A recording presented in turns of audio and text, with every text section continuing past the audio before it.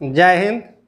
आज फिजिक्स का एक महत्वपूर्ण चैप्टर हम लोग हीट पढ़ रहे थे और हीट में ही आगे पढ़ेंगे। इसका सेकेंड भाग है ये, और इसमें देखेंगे पिछले कक्षा में हम लोग देखे थे रेखीय प्रसार और क्षेत्रीय प्रसार क्या है और हीट से संबंधित महत्वपूर्ण जानकारी प्राप्त किए थे। और तो चलिए शुरू करते हैं, आगे देखते हैं कि हीट में जो हम लोग देखे थे रेखीय प्रसार मुख्य रूप से क्या होते हैं, लंबवत होते हैं। जैसे छड़ में या रेलवे पटरी वगैरह में देखा जाता है रेखीय प्रसार, वहाँ जो ऊष्मा का जो प्रसार होता है वो क्या होता है, लंबवत होता है। अब दूसरा हम लोग देखे थे क्षेत्रीय प्रसार, प्रयोग में देखे थे कि जब एक लोहे के चादर को बीच में होल करके गर्म करते हैं तो उसका सुराग जो होता है वह क्या होता है, बड़ा हो जाता है, फैल जाता है। तो उसमें लंबाई और चौड़ाई दोनों में क्या होते हैं, परिवर्तन आते हैं। अब हम लोग तीसरा उसी से टॉपिक से देखेंगे। तीसरा जो महत्वपूर्ण है आयतन प्रसार, यानी कि क्यूबिक एक्सप्रेशन। तो क्यूबिक एक्सप्रेशन जो है वो क्या है, आयतन प्रसार इसको हम लोग कहते हैं। इसमें मुख्य रूप से इसको हम लोग क्या करते हैं, इस प्रसार को गामा से डिनोट करते हैं। गामा एक इसका प्रतीक चिन्ह है, गामा से इसको हम लोग डिनोट करते हैं। मुख्य रूप से ये जो आयतन प्रसार होते हैं इसमें क्या होते हैं, लंबाई, चौड़ाई और ऊंचाई, लंबाई, चौड़ाई और ऊंचाई तीनों में परिवर्तन देखने को मिलते हैं। लंबाई, चौड़ाई और ऊंचाई तीनों में परिवर्तन देखने को मिलते हैं। अधिकतर जो 3D होते हैं, 3D मतलब लंबाई, चौड़ाई और ऊंचाई तीनों में परिवर्तन होंगे। जैसे लोहे का गोला, लोहा का गोला को जब हम लोग गर्म करेंगे तो गर्म करने के बाद उसमें जो उसके आयतन में वृद्धि आएगा, और आयतन में जो वृद्धि आएंगे वो क्या होंगे, लंबाई, चौड़ाई और ऊंचाई तीनों में होंगे। तो जब ये प्रसार तीनों में होता है ऊष्मा का, तो हम लोग क्या कहते हैं, उसको आयतन प्रसार कहते हैं, जिसको हम लोग किस चीज़ से, गामा से डिनोट करते हैं। आगे हम लोग इसके लिए फॉर्मूला जब न्यूमेरिकल वगैरह बनाते हैं तो क्या होता है, गामा बराबर होता है डेल्टा भी। डेल्टा भी मतलब वेलोसिटी और भी इंटू डेल्टा टी। तो यहाँ डेल्टा जो है वह परिवर्तन को दिखाता है, डेल्टा जो है परिवर्तन को दिखाता है। अब हम लोग इसी फार्मूला को देख लेते हैं, आयतन में परिवर्तन, यानी कि डेल्टा भी मतलब क्या हुआ कि आयतन में परिवर्तन, जो गर्म करने के बाद जो आयतन में वृद्धि आती है, आयतन में परिवर्तन, और उसके बाद आयतन गुने तापमान में परिवर्तन। इसी को हम लोग क्या कहते हैं, इसी फार्मूला से हम लोग आसानी से निकाल सकते हैं आयतन प्रसार कितना किसी वस्तु में हुआ है। अब हम लोग देखते हैं अल्फा, बीटा और गामा, यानी कि रेखीय प्रसार और क्षेत्रीय प्रसार और आयतन प्रसार जो होते हैं इसके कुछ रिलेशनशिप, जो रिलेशन होते हैं इसमें। तो अल्फा मुख्य रूप से क्या करता है, अल्फा मुख्य रूप से लंबाई को दर्शाता है। अल्फा मुख्य रूप से यहाँ लंबाई को दर्शाया जाता है, बीटा से लंबाई एवं चौड़ाई दोनों को दर्शाया जाता है, जबकि गामा से लंबाई, चौड़ाई और ऊंचाई तीनों को दर्शाया जाता है। तो इस तीनों के बीच में क्या होते हैं, रिलेशनशिप होते हैं, अल्फा अनुपात बीटा अनुपात गामा, यानी कि इनका जो रिलेशन है अनुपाती के तौर पर वो 1:2:3 का होता है। 1:2:3 का इनका अनुपात होता है। अब ये क्या होते हैं, जब हम लोग ये निकालते हैं, किसी एक चीज़ को निकाल लेंगे, जैसे अल्फ़ा अगर हमको पता है तो बीटा और गामा आसानी से हम लोग निकाल लेते हैं। तो जब प्रतियोगी परीक्षाओं में इस प्रकार के इससे प्रश्न पूछे जाएं, रेखीय प्रसार या क्षेत्रीय प्रसार या आयतन प्रसार से उसमें क्या वृद्धि होती है, तो वहाँ ध्यान रहे हमेशा हम लोग क्या करेंगे, अल्फ़ा को निकालने का कोशिश करेंगे। अगर हमें अल्फ़ा पता चल जाता है तो बीटा और गामा, यानी कि अगर रेखीय प्रसार पता चल जाता है तो क्षेत्रीय प्रसार और आयतन प्रसार निश्चित रूप से हम लोग आसानी से निकाल सकते हैं। जैसे मान लीजिए कि किसी वस्तु में कह रहे हैं कि अल्फ़ा का प्रसार जो है, अल्फ़ा यानी कि रेखीय प्रसार जो है किसी वस्तु का 9 है, 9 अल्फ़ा है, तो बीटा उसके क्या होंगे 18 होंगे और गामा जो होंगे वो क्या होंगे 27 होंगे। अगर किसी वस्तु का 6 है अल्फा तो बीटा क्या हो जाएगा 12 और 18 हो जाएगा गामा। इस तरह से उनमें रिलेशनशिप होता है। इसको हम लोग अगर ध्यान से देखेंगे तो ऊष्मीय प्रसार जो होता है, ऊष्मा का प्रसार जो होता है उसको हम लोग आसानी से एक अल्फा को निकाल कर ही उसके मान को हम लोग रख सकते हैं। तो ये हमेशा ध्यान रहे कि क्या है कि हमें क्या निकालना है, अल्फा निकालना है हमेशा। अब हम लोग आगे कुछ इसी से जुड़े हुए महत्वपूर्ण तथ्य को देखते हैं कि ऊष्मा का स्थानांतरण। ऊष्मा का स्थानांतरण यह भी महत्वपूर्ण टॉपिक है। इससे प्रश्न पूछे जाते हैं प्रतियोगी परीक्षाओं में, और कई एक बार जो एक कंसेप्टुअल जो प्रश्न पूछे जाते हैं इस चैप्टर से पूछे जाते हैं। तो हम लोग देखते हैं कि ऊष्मा का स्थानांतरण, ट्रांसपोर्टेशन ऑफ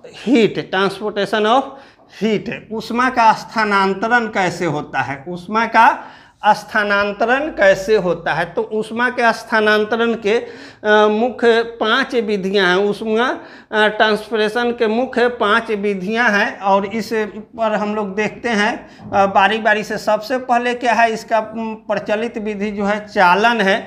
और चालन विधि में क्या होता है कि ऊष्मा जो स्थानांतरित करती है, एक जगह से दूसरे जगह स्थानांतरित होती है, उसी को हम लोग चालन कहते हैं। इसको हम लोग चालन को अंग्रेजी में कंडक्शन भी कहते हैं। चालन को अंग्रेजी में क्या कहते हैं, कंडक्शन कहते हैं।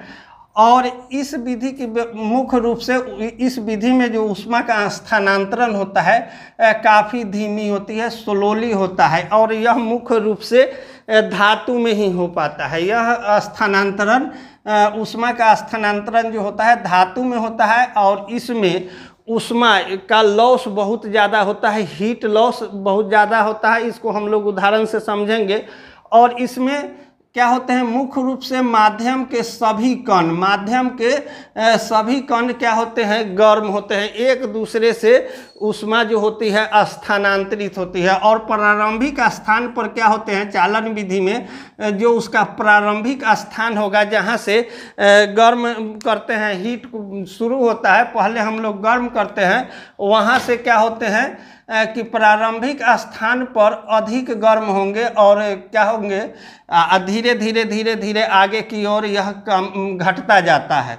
अब इसको हम लोग चालन विधि को समझ लेते हैं कि ये ऊष्मा का स्थानांतरण किस प्रकार से होता है। तो देखिए उस चालन विधि में क्या होता है कि यहाँ दिखाया गया है कि यह बहुत धीमा विधि है, धीरे धीरे। तो यहाँ अगर हम किसी वस्तु को, किसी क्षण को गर्म करते हैं तो ये क्या करते हैं, इसको ये इससे इस अनुगर्म होंगे, फिर ये होंगे, फिर ये होंगे, फिर ये होंगे, फिर ये होंगे, फिर इस तरह से ये क्या होंगे एक दूसरे को, यानी कि यहाँ से हम गर्म किए तो धीरे धीरे ये गर्म हुए। इस तरह से ये क्या होगा कि चालन विधि से यहाँ भी गर्म हो जाएगा। तो इसमें क्या हुए कि यह एक तो धीमी गति से क्या करती है, ऊष्मा का स्थानांतरण करती है। दूसरा यह धातु में हो सकता है। तीसरा क्या है, इसमें ऊष्मा का हीट का लॉसिंग बहुत ज़्यादा होता है, क्योंकि सभी माध्यम के सभी कण क्या होते हैं इसमें गर्म हो जाते हैं। तो यहाँ हीट लॉस बहुत ज़्यादा होता है। अगर हम यहाँ 100% किसी चीज़ को गर्म करते हैं तो यहाँ तक आते आते यहाँ 20% या 70% ही इस हीट का भाग पहुँच पाएगा। यानी कि इसमें लॉसिंग बहुत ज़्यादा होता है, हीट का, टेम्परेचर का लॉसिंग बहुत ज़्यादा होता है। इसमें हम लोग चालन विधि कहते हैं। इसमें ऊष्मा हानि ज़्यादा है और माध्यम के सभी कण गर्म हो जाते हैं। देखे हैं कि सब जितने भी कण हैं सब गर्म हुए हैं। और प्रारंभिक स्थान पर, ये शुरुआती जो स्थान है, इस स्थान पर सबसे ज़्यादा गर्मी होगा, जबकि यहाँ पर सबसे कम। यह चालन विधि की एक खासियत है। अब हम लोग आगे देखते हैं कि ऊष्मा के स्थानांतरण में संवहन विधि क्या है। संवहन विधि को कहते हैं, कन्वेक्शन, जिसको हम लोग क्या कहते हैं, यह मुख्य रूप से संवहन विधि जो होता है द्रव और गैस में देखा जाता है। संवहन विधि किस में देखे जाते हैं? द्रव और गैस में। हम लोग यहाँ देखे हैं चालन विधि मुख्य रूप से धातु में कार्य कर रहे थे, और यहाँ जो है संवहन विधि क्या है? द्रव और गैस में। तो द्रव और गैस में ऊष्मा का स्थानांतरण जो होता है धातु की तुलना में अलग होते हैं। माध्यम के सभी कण भाग नहीं लेते हैं। इसमें क्या होते हैं? माध्यम के सभी कण भाग नहीं लेते हैं संवहन विधि में। और संवहन विधि क्या है, किस तरह से कार्य करते हैं? अब देखिए, इसमें जो है जितना अगर 10 आदमी है मान लीजिए लाइन में, तो सब को ऊष्मा का स्थानांतरण हुआ। लेकिन संवहन विधि में जैसे 2 3 4 छोड़ दे दिए, यहाँ से अगर शुरू होता है हीट तो एक बार यहाँ आया, फिर यहाँ आया, फिर यहाँ आया, यानी कि कहने का मतलब माध्यम के कुछ कण को छोड़कर भी आगे इसमें क्या होते हैं? हीट चले जाते हैं, ट्रांसफ़र होते हैं। अब ये द्रव में यह प्रक्रिया कैसे होती है? मान लीजिए कि यह टब में क्या है, पानी भरा हुआ है, तो पानी को जब हीट करते हैं, गर्म करते हैं, तो यहाँ के अणु जो होंगे, यहाँ के अणु, जल के जो अणु होंगे यहाँ गर्म होंगे, और गर्म होने के बाद ये हीट जो ट्रांसफ़र एकाएक ऊपर नहीं आएगा, एकाएक ऊपर नहीं आएगा, यह ट्रांसफ़र होकर क्या होगा? यहाँ के अणु को गर्म कर देंगे। जो ऊपर के अणु होंगे उसको गर्म करेंगे, और फिर यहाँ जब गर्म ये हीट यहाँ आएंगे, और यहाँ से फिर हीट इस तरह से यहाँ आएंगे। तो इस तरह से ये क्या होते हैं कि ऊष्मा का जो संवहन विधि में होता है, मतलब माध्यम के सभी कण भाग नहीं लेते हैं, और यहाँ गर्म होकर सीधे ऊपर आएंगे, और ताप जो होगा ऊपर आएगा, ऊपर से नीचे आएगा। इस प्रकार से स्थानांतरण द्रव में देखा जाता है। तो मुख्य रूप से होते क्या है कि यहाँ के अणु गर्म होने लगते हैं। तो इससे ऐसा नहीं है कि पानी हम गर्म करेंगे तो सिर्फ नीचे और ऊपर ही गर्म होगा, पानी जितना भी है सब पानी गर्म होगा, क्योंकि यहाँ चालन विधि भी काम करने लगता है। तो चालन विधि में क्या होते हैं, ये ऊष्मा, कुछ ऊष्मा नीचे की ओर भी देते हैं, और इस प्रकार से देखते हैं कि बर्तन में जो पॉट में है पूरा पानी गर्म हो गया, पूरा खौलने लगा। लेकिन ऊष्मा का जो संचरण मुख्य रूप से होता है इस प्रकार से होता है। तो हम लोग देखेंगे संवहन विधि में क्या होते हैं, यह मुख्य रूप से द्रव में होता है, और यह इसके माध्यम के सभी कण इसमें भाग नहीं लेते हैं। यह ध्यान रखना है, प्रतियोगी परीक्षाओं में पूछे जाते हैं। तीसरी जो मुख्य विधि है ऊष्मा स्थानांतरण का, हीट ट्रांसफर का, वो विकिरण विधि है। यह इसको हम लोग रेडिएशन कहते हैं। ऊष्मा स्थानांतरण को क्या कहते हैं? विकिरण विधि जो है, जिसको हम लोग रेडिएशन कहते हैं। और इसमें मुख्य रूप से जिसकी ऊष्मा बहुत तेज गति से, काफ़ी तेज गति से इसमें हीट ट्रांसफ़र होते हैं, और इसमें हीट का लॉस जो होता है, ह्रास जो होता है, नगण्य होता है, नहीं के बराबर ह्रास होता है। अगर हम यहाँ किसी चीज़ को हीट दे रहे हैं, वही हीट यहाँ तक आने में कोई रुकावट नहीं होती है। कोई जितना यहाँ 100% दिए तो वहाँ भी 100% पहुँचते हैं। जैसे जिस प्रकार से हम देखते हैं कि अगर यहाँ से विकिरण विधि के द्वारा अगर हीट का हम लोग ट्रांसफ़र करना चाहते हैं, तो डायरेक्टली हम यहाँ एक के बार यहाँ हम गर्म करेंगे, और यहाँ से यहाँ आ जाएगा। ये इस तरह से गर्म होंगे। तो यहाँ क्या होता है, ऊष्मा का ह्रास बहुत कम होता है। जैसे मान लीजिए कि सूर्य से जो प्रकाश आ रही है, सूर्य से प्रकाश आती है, या कोई रेडिएशन वगैरह किया जाता है, तो उसमें क्या होता है, डायरेक्टली वहाँ प्रकाश को पहुँचाया जाता है, यानी ऊष्मा को पहुँचाया जाता है। तो वहाँ क्या होते हैं, ऊष्मा का ह्रास बहुत कम होता है। तो ये रेडिएशन जो है, विकिरण विधि जो है, जिसको हम लोग रेडिएशन कहते हैं, ये काफ़ी प्रचलित है, और इससे प्रश्न भी पूछे जाते हैं, और यह काफ़ी उत्तम विधि है। अब आगे हम लोग कुछ इससे जुड़े हुए और महत्वपूर्ण जानकारी देखते हैं। 1-2 विधि हैं जिसको हम लोग वाष्पन कहते हैं, इवैपोरेशन। इवैपोरेशन में क्या होता है, इसमें भी ऊष्मा का स्थानांतरण होता है। इसमें भी ऊष्मा का स्थानांतरण होता है। जब हम लोग पानी को गर्म करते हैं, और गर्म पानी जब होता है तो ऊष्मा ऊपर की ओर जाती है, उसी को हम लोग क्या कहते हैं, वाष्पन की क्रिया कहते हैं, इवैपोरेशन की क्रिया कहते हैं।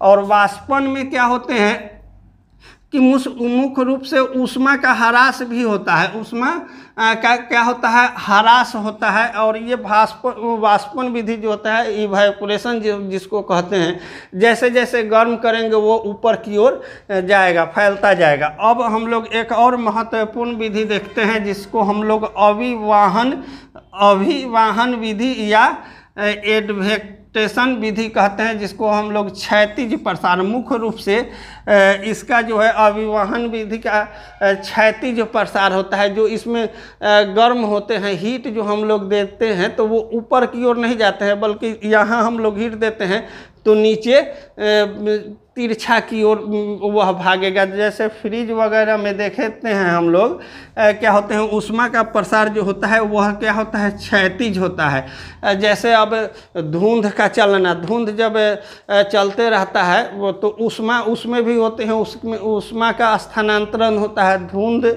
जो चलते हैं या लू वगैरह, जो लू होते हैं गर्मी के दिन में, वहाँ लू जो चलते हैं उसका क्या प्रसार कैसे होता है, वो किस तरह से फैलते हैं, ऊष्मा का स्थानांतरण उसमें क्या होता है, क्षैतिज होता है मुख्य रूप से। तो ये प्रश्न पूछे जाते हैं कि ऊष्मा का क्षैतिज प्रसार किस में होता है, तो अभिवाहन विधि में ऊष्मा का प्रसार जो होता है वह क्षैतिज विधि से होता है। अब आगे हम लोग कुछ इससे जुड़े हुए महत्वपूर्ण इसका रिवीजन करते हैं। जैसे चालन विधि है, तो इस विधि को आप लोग देखे हैं कि इस तरह से माध्यम के सभी कण इसमें क्या होते हैं, भाग लेते हैं। और इसमें चालन विधि में ऊष्मा का बहुत ज़्यादा ही लॉस होता है।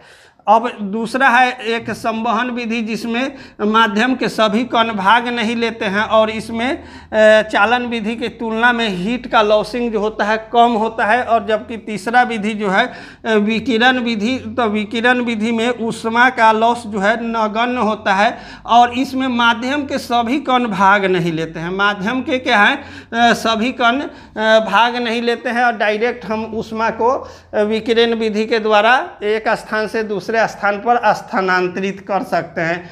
तो इस प्रकार हम लोगों ने देखा कि ऊष्मा का स्थानांतरण मुख्य रूप से 5 प्रकार के होते हैं। और इसमें जो ऊष्मा का स्थानांतरण होता है सबसे धीमी गति चालन विधि का होता है, जबकि उससे तेज होता है संवहन का, और उसके सबसे ज़्यादा तेज होता है विकिरण का। और ये वाष्पन जो है वह क्या है, लंबवत ऊपर की ओर क्या ये प्रसारित होते हैं। इसका कोई फिक्स आंकड़ा नहीं है। ये वाष्पन विधि का। अभिवहन विधि में प्रसार जो होते हैं क्षैतिज होते हैं और ऊष्मा का इसमें भी लॉस होता है। तो इस प्रकार जैसे हम लोग जान गए हीट में कि रेखीय प्रसार क्या है, क्षेत्रीय प्रसार क्या है, आयतन प्रसार क्या है, और उसके बाद इसका अल्फा बीटा और गामा में क्या रिलेशनशिप है, इन सब चीज़ों को देखे। और पिछले कक्षा में भी इससे जुड़े हुए हम लोग महत्वपूर्ण जानकारी प्राप्त किए थे।